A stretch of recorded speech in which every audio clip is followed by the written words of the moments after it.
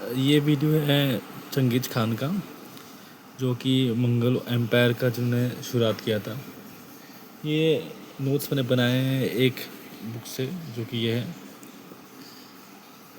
Genghis Khan and the making of the modern world by Jack Weatherford. एक लेखक है जाने माने।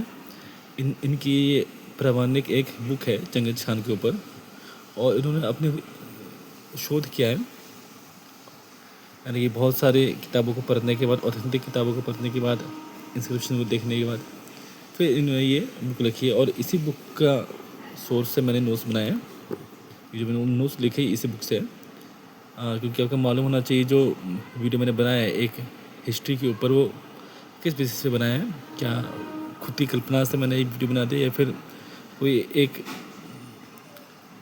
प्रमाणित सोर्स के आधार पर बनाया है। तो ये है वो किताब, इसका नाम है Genghis Khan and the making of the modern world. उसमें जो महत्वपूर्ण पॉइंट थे वो मैंने लिख दिए, क्योंकि किताब में बहुत सारी बात होती है, इतनी मोटी किताब है, इसमें बहुत सारी बातें हैं। और उसके जो महत्वपूर्ण पॉइंट थे वो मैंने लिख दिए, जिसको मैं आपको हिंदी भाषा में समझाऊंगा। चंगेज़ खान जो थे, उन्होंने शुरुआत की थी मंगोल एम्पायर की। 70 साल की एज में चंगेज़ खान की मौत हो गई थी। और जैसे इस किताब में लिखा है कि जब उनकी मौत हुई थी तो उनके रिश्ते नाते, फैमिली के लोग, दोस्त लोग, सगे संबंधी सब उनके आसपास ही थे, उनके कैंप में। शुरुआत हमें करनी यहाँ से कि मंगोल एम्पायर की शुरुआत कहाँ से हुई थी। तो जब मंगोल एम्पायर की शुरुआत हुई थी, जब चंगेज़ खान एक लड़के ही थे, जैसा यहाँ पे नोट्स में लिखा गया, उसको पढ़ने की ज़रूरत नहीं, वो आप खुद ही देख सकते हो, मैं हिंदी में बोल रहा हूँ सर। और इनका जब गुरु हुए थे, जब वो अपब्रिंग यानी कि वो बड़े हो रहे थे, किशोरावस्था में आ रहे थे, तो उनके आसपास बहुत ज़्यादा वायलेंस था, अलग अलग ट्राइबल कबीलों का। उनके पिताजी खुद एक कबीले के नेता थे, और कबीलों का ये काम होता था मंगोलिया में कि एक कबीला दूसरे कबीले पे हमला कर देगा, और उसकी जो रिसोर्सेस होगी, जैसे कि खाने पीने की चीज़ें, औरतें, घोड़े, बकरियाँ, उसको कैप्चर कर लेगा।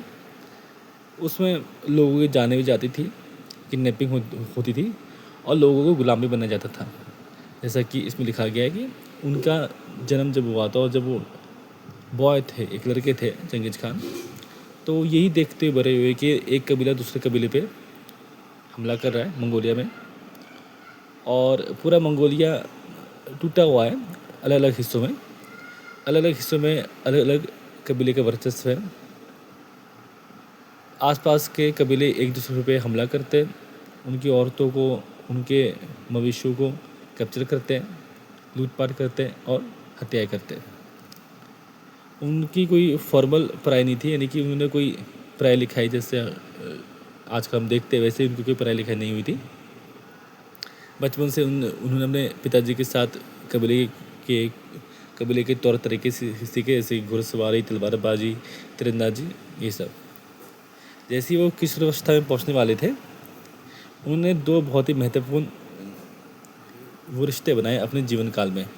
बहुत ही महत्वपूर्ण जो रिश्ते की बात हो रही है, यानी कि जो आगे चल के पूरे लाइफ टाइम उनके जीवन में जिन रिश्ते का प्रभाव रहा, उनकी बात इसमें हो रही है। पहला था उनकी एक दोस्ती, जो कि उन्हीं के कबीले के एक और एक बॉय से थी। एक और एक मतलब थोड़ी एज ज़्यादा थी उस बंदे की, है ना, स्लाइटली ओल्डर बॉय, उन्हीं के एज के एक लड़के के साथ थे जो उनसे कुछ साल बड़ा था। वो उनका पूरा बहुत ही क्लोजेस्ट दोस्त बन गया पूरी जवानी तक, और कई सारे मिशन में उस दोस्त ने उनके साथ भी दिया। दूसरा उनका एक रिश्ता बना एक लड़की के साथ, जिसको वो पसंद थी, जो उनको वो, और साथ ही साथ वो उनकी महारानी भी बनी आगे चल के। साल दर साल बीतते गए। चंगेज़ खान ने अपनी विरोधियों को डिफीट किया, जो उनसे कहीं ज़्यादा शक्तिशाली थे, और आखिरकार उन्होंने मंगोलिया के जितने भी कबीले थे उनमें जीत हासिल कर ली। यानी कि चंगेज़ खां के पहले का और उनके बचपन के काल में मंगोलिया में अलग अलग कबीले थे और अलग अलग कबीले अपने अपने तौर पर स्वतंत्र थे। हर एक कबीला आपस में लड़ता रहता था, एक दूसरे पे हमला करते रहते थे, एक दूसरे की हत्याएं करते थे, गुलाम बनाते थे एक दूसरे को, ये सब काम वो करते थे। लेकिन चंगेज़ खान ने एक एक करके सभी कबीलों पे जीत हासिल की और ऐसे करके उन्होंने मंगोलिया के सभी कबीलों को एकजुट कर लिया, अपने एक शासन में लेके आ गए। इसी कारण मंगोल एम्पायर की शुरुआत हुई मंगोलिया में और एक यूनिफाइड मंगोल आर्मी हुई जो कि बहुत ही ज़्यादा शक्तिशाली साबित हुई। और आगे आने वाले दिनों में इसने कई मंगोलिया से बाहर निकले और मंगोलिया से बाहर निकल कर उन्होंने बहुत ज़्यादा क्षेत्रफल में जीत हासिल की और बहुत ज़्यादा मारकाट भी की, उत्पात भी मचाया अलग अलग विश्व के हिस्सों में, चाहे वो मध्य सेंट्रल एशिया हो या फिर आज का पर्शिया हो या फिर यूरोप का कुछ कुछ हिस्सा हो या फिर रशिया हो। उनकी जीत हासिल होती है गोबी, उन्होंने गोबी को पार किया, येलो नदी जो चाइना की एक नदी है येलो, उसको पार किया और चाइना में जीत हासिल की। गोबी डेजर्ट जो है उसको भी पार किया। वो उनकी सेनाएं मध्य एशिया तक पहुंच गई। वो उनकी सेनाएं टर्कों से फाइट किया, फारसियों से युद्ध किया और वो अफ़गानिस्तान तक पहुंच गए और यहाँ तक कि सिंधु नदी तक भी पहुंच गए। सिंधु नदी जो भारत से होते हुए पाकिस्तान तक जाती है उसको हम कहते हैं सिंधु नदी।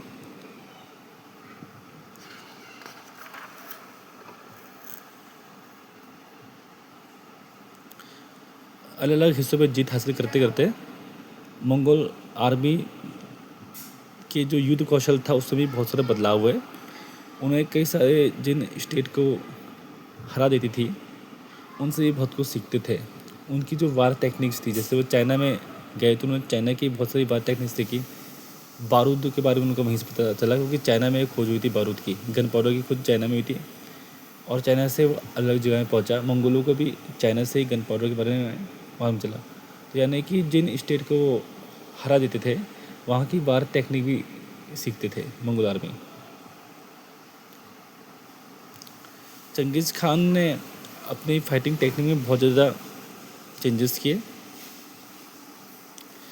उस समय काल में जब जो समय काल चंगेज़ खान का है उस समय यूरोप में जो फाइटर्स थे, जो राजा की सेना के सैनिक थे, वो बहुत ही ज़्यादा हैवी आर्मर्ड यूज़ करते थे। यानी कि उनके कवच जो होते थे बहुत ही भारी होते थे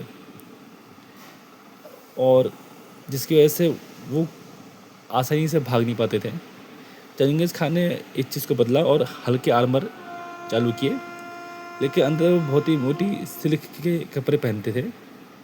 इसके कारण जो अगर उनको कोई तीर लगता भी था तो वो तीर उनके सिल्क के कपड़ों में फंस जाता था और वो तीर की जो नोक होती है नुकीली, वो सैनिक के स्किन को पियर्स नहीं कर पाती थी, छेद नहीं कर पाती थी, भेद नहीं पाती थी और उस सैनिक की जान बच जाती थी। चंगेज़ खान ने डिसिप्लिन आर्मी, कैवलरी यानी घुड़सवार सेना को हम कहते हैं कैवलरी और इन्फेंट्री कहते हैं पैदल सेना को। तो डिसिप्लिन कैवलरी की शुरुआत की मंगोलिया में, यानी कि घुड़सवार सेना जो चंगेज़ खान की आर्मी का एक बहुत बड़ा हिस्सा था, वो था घुड़सवार सैनिकों का, जिसमें घुड़सवार तीरंदाज होते थे। चंगेज़ खान को किलों में भरोसा नहीं था। हम भारत में देखते, राजस्थान में देखते हैं कि राजपूतों ने बहुत बड़े बड़े किले बनाए, जैसे कि चित्तौड़ का किला, रणथंभौर का किला और जैसलमेर का किला। तो किला इसलिए बनाते थे राजा, सिर्फ भारत में नहीं, यूरोप और बाकी जगह में भी। वो किले के अंदर वो उनकी पूरी फैमिली, साथ ही साथ एक बहुत बड़ी संख्या में उनकी सेना और आसपास की जो पॉपुलेशन है वो भी उसमें रहती थी किले में। किले में बहुत सारे तालाब होते थे और खाने पीने की व्यवस्था होती थी, ताकि लंबे समय के लिए, महीनों तक और सालों तक वहाँ अगर कहीं से कट ऑफ कर दिया जाए, खाने पीने का सामान बाहर से ना भी आए, तो भी वो किले के लोग लंबे समय तक बिना खाने और बिना पानी के ना मरे, उनको खाने और पीने की कमी ना हो। तो किले सुरक्षा के लिए बनाए जाते थे, लेकिन चंगेज़ खान को किले पे कोई भरोसा नहीं था, तो किले बनाने में उनका कोई योगदान नहीं है, हम नहीं देखते। उन्होंने ज़्यादा कुछ किले नहीं बनाए। वो अपनी आर्मी में स्पीड का इस्तेमाल करते थे, उनकी आर्मी बहुत तेज़ होती थी। जब वो एक जगह से दूसरी जगह जाते थे तो बहुत ही गति से जाते थे और अचानक से हमला करते थे, जैसे इसमें लिखा है speed and surprise on a battlefield. तो उनकी आर्मी में जो उनकी ताकत थी वो थी उनकी आर्मी का स्पीड, उनकी आर्मी की गति। लोग सोचते थे कि उनकी आर्मी 10 दिन में पहुंच जाएगी वहाँ पे, तो वो 5 दिन में पहुंच जाते थे और अचानक से हमला करते थे। मतलब कहाँ से हमला होने वाला है और दुश्मन की सेना को भनक तक नहीं होती थी और हमला हो जाता था। सीज जो वो करते थे वो बहुत ही अच्छे तरीके से कर पाते थे। जितनी भी रसद होती थी उन सबको रोकते थे और बहुत ही ज़ोरदार हमला करते थे किले की दीवारों में और दरवाज़ों में, जिससे कारण दुश्मन आर्मी का जो किला था वो ढह जाता था।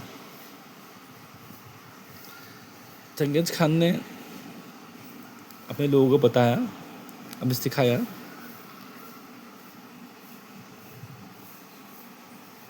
कि कैसे वो लंबी लंबी दूरी तय कर सकते हैं, महीनों महीनों तक, सालों सालों तक, ताकि वो दूर दूर के इलाकों में भी कब्जा कर पाएँ। हम देखते हैं कि मंगोलिया से निकल के सेंट्रल एशिया के देश जैसे कि कजाकिस्तान, उज़्बेकिस्तान में पहुँची, समरकंद में पहुँची, वहाँ से निकल के अफ़गानिस्तान में पहुँची, पाकिस्तान में पहुँची, आज फिर पर्शिया में पहुँची, इराक सीरिया से होते हुए यूरोप तक पहुँची। तो इतना दूर दूर जाने के लिए आर्मी कैसे ट्रैवल कर पाएगी, कैसे उनको खाना पीना मिलेगा, उन सब की तैयारी वो लोग अच्छे से कर पाते थे। 25 सालों में मंगोल आर्मी ने जितना लैंड और जितने लोगों पर कब्जा किया, उतना कब्जे का काम ये रोमन लोगों ने 400 सालों में किया। यानी कि जो एक रोमन साम्राज्य की बात हम करते हैं या फिर रोमन साम्राज्य एक साम्राज्य था, उसने बहुत बड़े भूभाग में राज्य किया था। बहुत सारे लोग उस राज्य के भीतर वहाँ पर रहते थे। जो रोमन साम्राज्य था उसने 400 साल में जितने लैंड पे कैप्चर किया, उतने ही लैंड पे कैप्चर करने में मंगोल आर्मी को सिर्फ 25 साल का टाइम लगा। लेकिन बहुत तेज़ी से उन्होंने एक बहुत बड़ा भूभाग कैप्चर कर लिया। अपने बेटों और अपने पोतों के साथ चंगेज़ खान ने बहुत ही घनी पॉपुलेशन वाले इलाकों में कब्जा कर लिया 13वीं सदी में।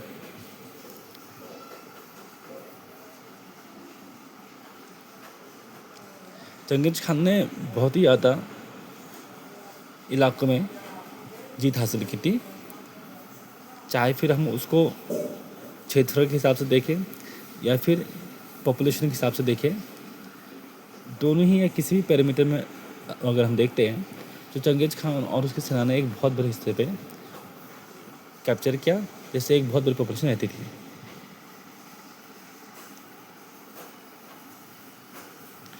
ये कहना गलत यूँ हुआ कि जो मंगोल सेना के जो घोड़ों के खुर थे वो हर एक नदियों तक और झीलों तक पहुँचे, प्रशांत महासागर से लेकर मेडिटेरियन सी तक।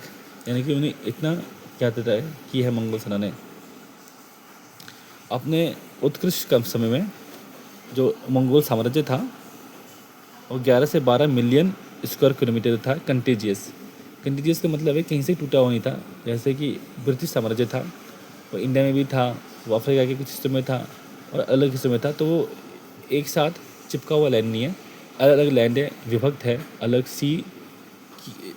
समुद्रों के कारण अलग हिस्से एक दूसरे से जुड़े हुए नहीं है। ब्रिटिश साम्राज्य या कोई और साम्राज्य, फ्रेंच साम्राज्य, स्पेनिश साम्राज्य, उसके जो विभाग है वो कंटीजियस नहीं है क्योंकि वो एक दूसरे से जुड़े हुए नहीं है, बीच में समुद्र या फिर सी आ जाता है।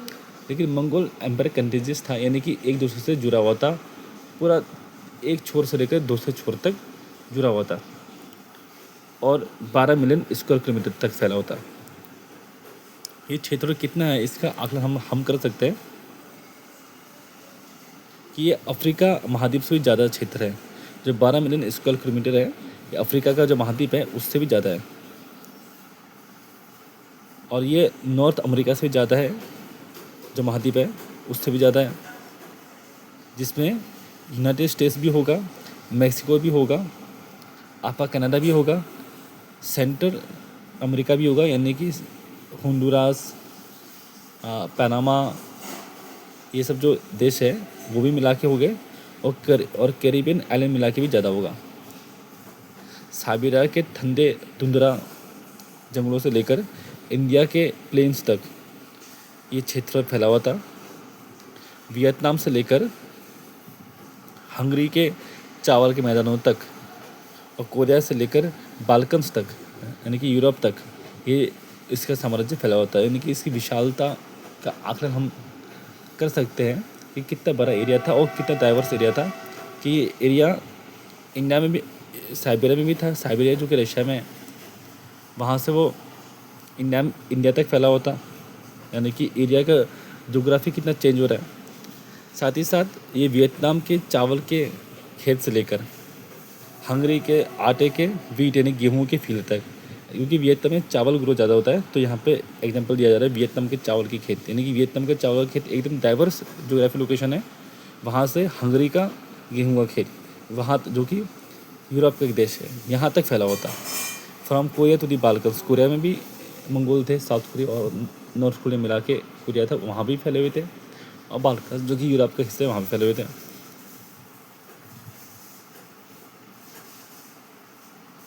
आज के हिसाब से हम देखें तो चंगेज़ खान का एम्पायर जितना क्षेत्र में फैला था, उतने क्षेत्र में आज के समय में 30 देश मौजूद हैं, जिनकी पॉपुलेशन 300 करोड़ है। यानी कि बहुत 3 बिलियन, यानी कि 1 बिलियन होता है 100 करोड़, तो 300 करोड़ हो गया, जो बहुत ज़्यादा हम कह सकते हैं कि मंगोल कबीले का, मंगोल साम्राज्य का जो उनका योगदान था वो ये था कि उनका जो हम देखते हैं कि उनकी जो फोर्स थी वो लगभग 10 लाख से भी नहीं थी। मंगोल जो कबीले थे उनकी जनसंख्या सिर्फ एक, यानी पूरे मंगोलिया की पॉपुलेशन 10 लाख थी। इसमें कहा जा रहा है कि जो मंगोलिया है उसमें जो मंगोलियन के अलग कबीले हैं सबको मिला के उनकी पॉपुलेशन 1 मिलियन थी, यानी कि 10 लाख थी। वो 10 लाख तो मंगोलिया की पॉपुलेशन है, और कैप्चर हम देखेंगे कितने बड़े क्षेत्र में हो चुका है। अब जब पॉपुलेशन से 1 मिलियन नहीं 10 लाख है, जो कि आजकल किसी कंपनी की वर्कफोर्स से भी कम है, उस 1 मिलियन पॉपुलेशन में से आर्मी रिक्रूट होती थी, जिनकी जनसंख्या 10 लाख में से नहीं कि 1 लाख सैनिक, 100,000 वॉरियर्स। यानी कि मंगोलों की पॉपुलेशन थी 10 लाख और उनकी सेना की पॉपुलेशन थी लगभग 1 लाख। तो उनकी 1 लाख सेना ने 12 मिलियन स्क्वायर किलोमीटर क्षेत्र में जीत हासिल की। तो ये दिखाया जा रहा है कि इनकी खुद की पॉपुलेशन कितनी कम है, और उसमें से उनकी आर्मी की पॉपुलेशन और भी कम है, लेकिन जो एरिया जो कैप्चर किया बहुत ही ज़्यादा किया है। जन्म हुआ था चंगेज़ खान का 1162 में।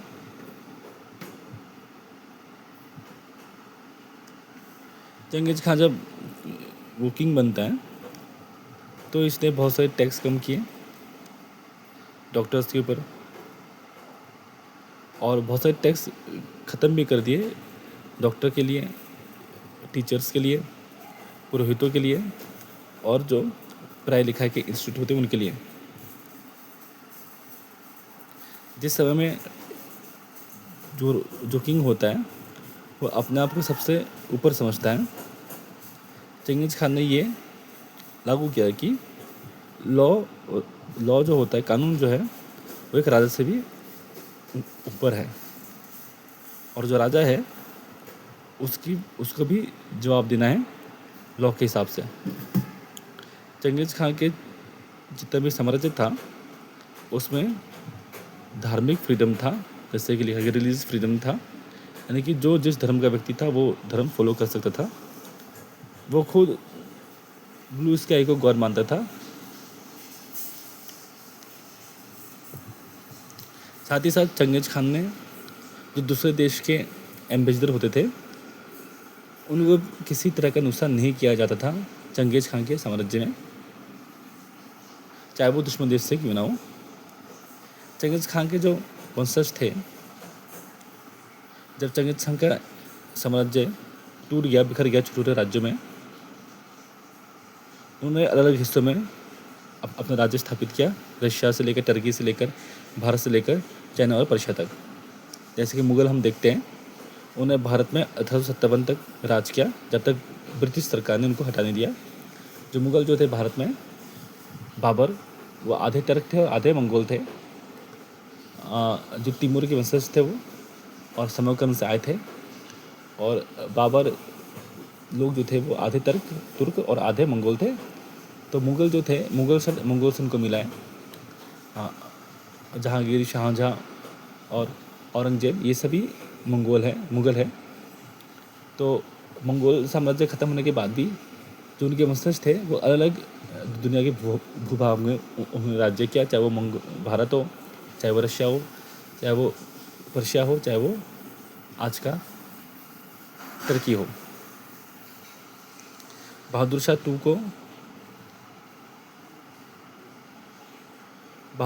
का और उनके बेटों का और उनके पोतों का सर काट दिया था ब्रिटिश सरकार ने। जो चंगेज़ खान के वंश में जो आखिरी शासक रहे वो है अलीम खान, जो कि बुखारा में राज करते थे। और 1920 तक उनका राज्य रहा, जब तक कहाँ पे, उज़्बेकिस्तान में। और वो डिपोज्ड हुए, यानी कि वो शासन से हट गए जब रशियन में CPI का रिवोल्यूशन हुआ, यानी मार्क्सवाद आया, तब वहाँ से हटा दिए गए।